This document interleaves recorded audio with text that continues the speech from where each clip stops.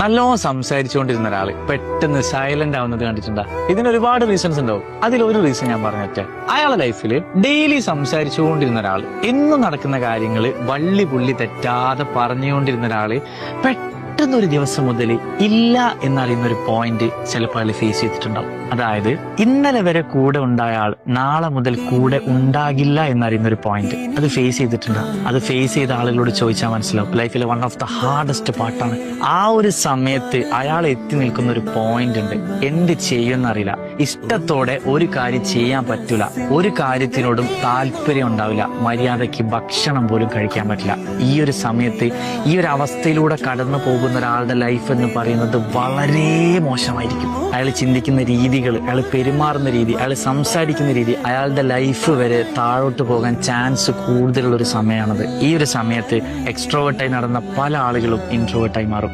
ഒരുപാട്